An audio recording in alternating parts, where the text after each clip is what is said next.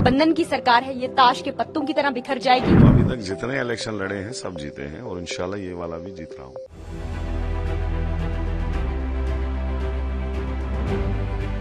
पूरे अल्लाह का कि 10 साल के बाद दिल्ली वालों को ये याद आया कि भाई जम्मू कश्मीर भी है, जम्मू कश्मीर के लोग। जो छीना गया वो तो दे दो, हम और कुछ नहीं मांगते।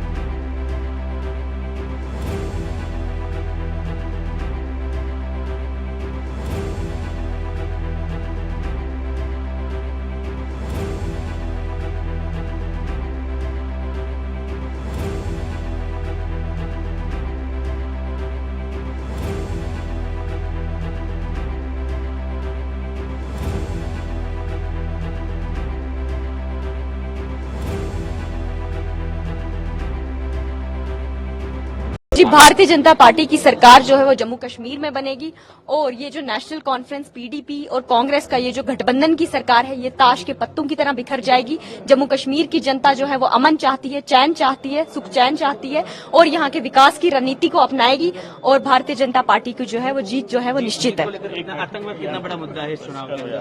आतंकवाद बहुत बड़ा मुद्दा है और काफी हद तक आतंकवाद जो है भारतीय जनता पार्टी ने खत्म कर दिया है, लेकिन ये नेशनल कॉन्फ्रेंस वाले जो हैं इन्होंने हमेशा समाज को तोड़ने की बातें की, समाज को बांटने की बातें की हैं और आगे जो है इनका पत्ता साफ होने वाला है और आतंकवाद भी ये दिए की तरह है जो बुझने से पहले फड़फड़ा रहा है और बहुत जल्द जम्मू कश्मीर आतंकवाद मुक्त होगा।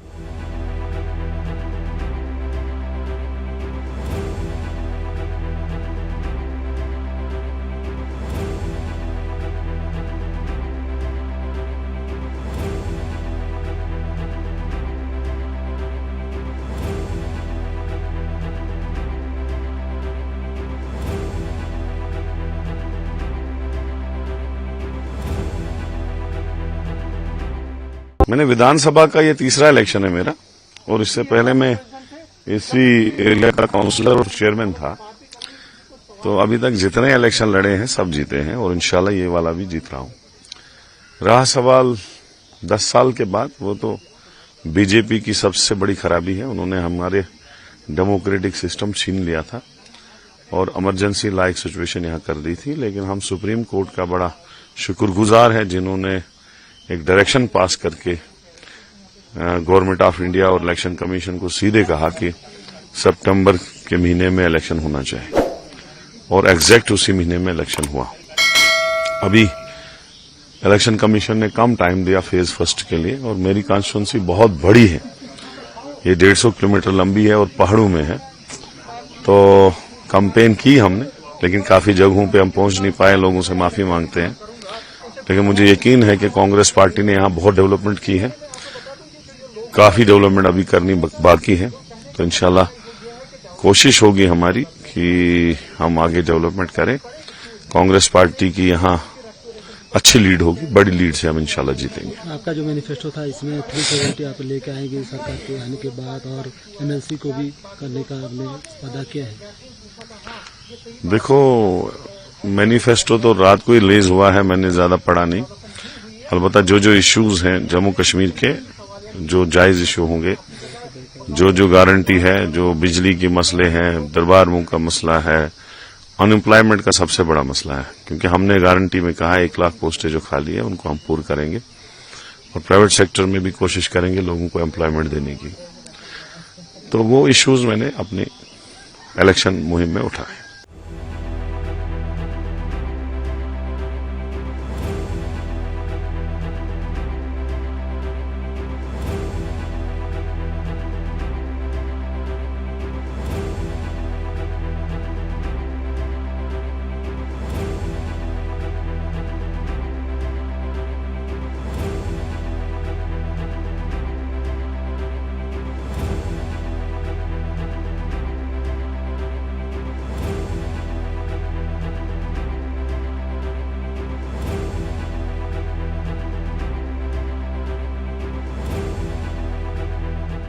10 साल के बाद हमको ये मौका मिला है जम्मू कश्मीर के लोगों को कि भाई वो अपना नुमाइंदा चुने और अपनी मुंतखब सरकार चुने। तो ये आप देख रहे हैं कि लोगों में कितनी खुशी है। तो शुक्र है अल्लाह का कि 10 साल के बाद दिल्ली वालों को ये याद आया कि भाई जम्मू कश्मीर भी है, जम्मू कश्मीर के लोग भी। यहाँ पे सुबह से लंबी कतारें लगी हुई है, काफी बड़ी पोलिंग स्टेशन पे लोग दिख रहे हैं वोटिंग करने के लिए। और भी लोगों को क्या मैसेज देंगे ज्यादा से ज्यादा वोटिंग को अवेयरनेस? देखिए, ये जो कतारें आपको दिख रही है, महंगाई, बेरोजगारी और जो ये अफसरशाही, तानाशाही, ये सारा उसके खिलाफ जो है ये लोगों का रोष है जो आज सड़कों पे है। यही अपील है फर्स्ट मेरी तरफ से वोटर्स से, जहां भी आज वोट डाले जा रहे हैं फर्स्ट फेज में, कि निकल आए, वोट अपना इस्तेमाल कर लें, वोट डालें।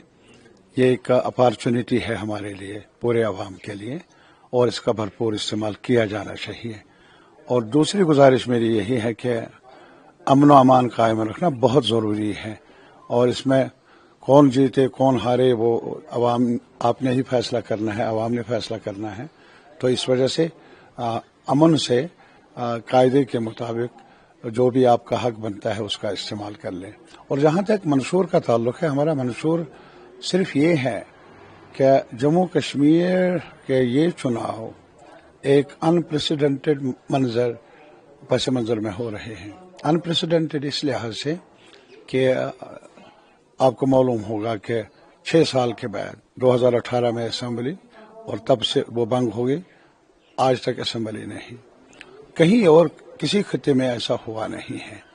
और इसके अलावा अभी सुप्रीम कोर्ट की मुदाखलत से ऐसा इलेक्शन का प्रोसेस शुरू हुआ, लेकिन इसके साथ ही सरकार ने वादा किया था स्टेटहुड रेस्टोर कर लेंगे। वो जो हमारी मांग रही है कि जो छीना गया वो तो दे दो, हम और कुछ नहीं मांगते। अमन मांगते हैं, यकजहती मांगते हैं, भाईचारा मांगते हैं, लेकिन इसके साथ डिग्निफाइड लाइफ चाहते हैं हमारे अवाम, जम्मू के, कश्मीर के, लद्दाख के। और उस डिग्निटी में ये है कि जो हमारा कॉन्स्टिट्यूशनली गारंटीड राइट्स हैं उनको आपने लिया, हमें पूछे बिना, उनको रेस्टोर करने की मांग ही बुनियादी मांग है हमारी, जहां तक मंशूर का ताल्लुक है।